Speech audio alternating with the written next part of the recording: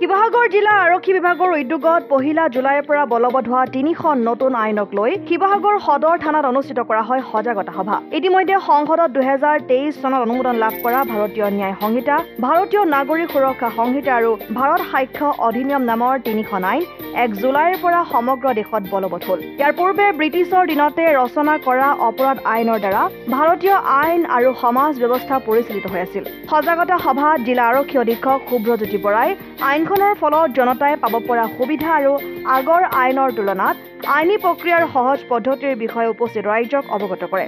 মাধুৰ্য বৰগোহাঁইৰ সভাপতিত্বত অনুষ্ঠিত সজাগতা সভাত শিৱসাগৰ বাণিজ্য মহাবিদ্যালয়ৰ অধ্যক্ষ ডক্টৰ সৌম্যজ্যোতি মহন্তই নতুনকৈ বলবৎ হোৱা 3খন আইন সম্পৰ্কে বিশদ ব্যাখ্যা আগবঢ়ায়। সভাৰ অন্তত আৰক্ষী অধীক্ষক গৰাকীয়ে শিৱসাগৰৰ বনিয়াবাৰীস্থিত আনন্দ এগ্ৰী বহুমুখী কৃষক সমিতিৰ চৌহদত উদ্ধাৰ হোৱা তেল খননত ব্যৱহৃত হোৱা চুৰি অল্টাৰনেটৰ বহু কোটিটকীয়া লৌহ সামগ্ৰী তদন্ত প্ৰক্ৰিয়া সম্পৰ্কে বিশেষ কোনো কথা প্ৰকাশ কৰাৰ পৰা বিৰত থাকি তদন্ত প্ৰায় শেষ পৰ্যায়ত উপনীত হৈছে। কেইদিনমানৰ ভিতৰতে সকলো প্ৰকাশ কৰা হ'ব বুলি জানিবলৈ দিয়ে। গম পাইছে আজি জুলাই 1 তাৰিখৰ পৰা যি নতুন 3খন আইন বলবৎ হ'ব তাৰ কাৰণে অলৰেডি অকল শিৱসাগৰ আৰক্ষী বুলি নহয় গোটেই অসমৰ লগতে গোটেই ভাৰতবৰ্ষতে যোৱা 2-3-4 মাহৰ পৰা বিভিন্ন ট্ৰেইনিং প্ৰগ্ৰেম চলি আহি আছে। আৰু এই ট্ৰেইনিং প্ৰগ্ৰেমবোৰত মানে 3খন আইনৰে যিখিনি বেছিক কথা হৈছে সেইখিনি থুলমূলকৈ সকলোকে খুব ভালকৈ বুজোৱা হৈছে আৰু সকলোৱে ষ্টাডি কৰিছে। আমাৰ অলৰেডি গোটেইকেইখন থানাতে অসমৰ গোটেইকেইখন থানাতে নতুন আইন কেইখনৰ কিতাপ তেনেকৈ 3-4 মাহৰ আগতে আমি ৰিচিভ কৰিছিলোঁ আৰু আমি সকলোৱে নতুন আইন কেইখন পঢ়িছোঁ। এবাৰ দুবাৰ হ'লেও আমি মিনিমাম হ'লেও পঢ়িছোঁ আৰু তাৰ লগতে যাতে কোনো খেলিমেলি নহয়, যাতে খেলিমেলি নোহোৱাৰ কাৰণেও আমাক ট্ৰেইনিঙৰ বাদেও আমাৰ পুলিচ হেডকোৱাৰ্টাৰ বা CIDৰ ফালৰ পৰাও মানে ৰেগুলাৰলি এনেকুৱা আমাৰ ভিডিঅ' কনফাৰেঞ্চৰ থ্ৰুদি এনেকুৱা ব্ৰিফিংখিনি দি থকা হৈছে বেছিক পইণ্টখিনি, যাতে এইখিনি যাতে অকণো খেলিমেলি নহয়। আপোনালোকে গম পায় যে আমাৰ যেতিয়াই কোনোবা কেছ এটা ৰেজিষ্টাৰ হয়, কেছ এটা ৰেজিষ্টাৰ হোৱাৰ লগে লগে আমাৰ CCTNS বুলি পৰ্টেল এটা আছে। CCTNSত কেছটো ৰেজিষ্টাৰ কৰি পেলাই তাত আগবাঢ়িব লাগে আৰু তাৰপিছত পৰৱৰ্তী কাৰ্যৰ ইনভেষ্টিগেটিং প্ৰচেছখিনি চলে। চ' কালিলৈকে আমাৰ যি হৈ আছিল ইণ্ডিয়ান এভিডেন্স এক্ট বা IPC বা CRPCৰ যোগেদি গোটেই CCTNSৰ প্ৰক্ৰিয়াটো চলি আছিল। আজিৰ দিনটোত সেই গোটেই বস্তুখিনি সলনি হয় আমাৰ নতুন আইনৰ যিখিনি ছেকশ্যন লাগিব বা যেনেকৈ আগবাঢ়িব লাগে সেই গোটেই বস্তুখিনি স্থানান্তৰ কৰা হ'ব, মানে গোটেই এক্টখিনি চেঞ্জ কৰা হ'ব।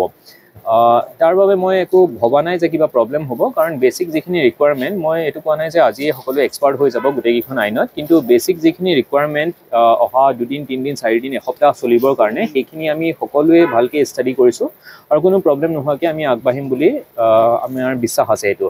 আৰু জনসাধাৰণৰ যাতে কোনো অসুবিধা নহয়, খেলিমেলি নহয় যাতে, সেইকাৰণে এনেকৈ যিখন আজি সজাগতা সভা শিৱসাগৰ সদৰ থানাত এখন অনুষ্ঠিত কৰা হ'ল, তেনেকৈ অসমৰ আজিৰ দিনটোত প্ৰত্যেকখন থানাতে এনেকুৱা সজাগতা সভা অনুষ্ঠিত কৰা হৈ আছে।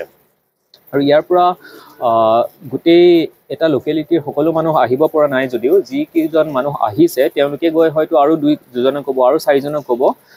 বস্তুখিনি এনেকেই সজাগতাটো আগবাঢ়িব বুলি মই নিশ্চয়কৈ ভাবিছোঁ। এইটো মানে বহুতকেইটা ছেকশ্যন নতুনকৈ সংযোজন হৈছে। এতিয়া 1 মিনিটতে মই সকলোখিনি ক'ব নোৱাৰোঁ, কিন্তু women and children related যিখিনি ছেকশ্যনছ আছিল আমাৰ IPCত যিখিনি ছেকশ্যনছ আছিল সেইখিনি বহুতখিনি ষ্ট্ৰিক্ট কৰা হৈছে আৰু যাতে কোনো পাব্লিকে যাতে পুলিচৰ ওচৰত আহি বা জুডিচিয়েল কোৰ্টত গৈ যাতে অসুবিধাৰ সন্মুখীন নহয় সেইভাৱেও ধ্যান ৰাখি মানে বহুতকেইটা ছেকশ্যন এড কৰা হৈছে বা মডিফাই কৰা হৈছে।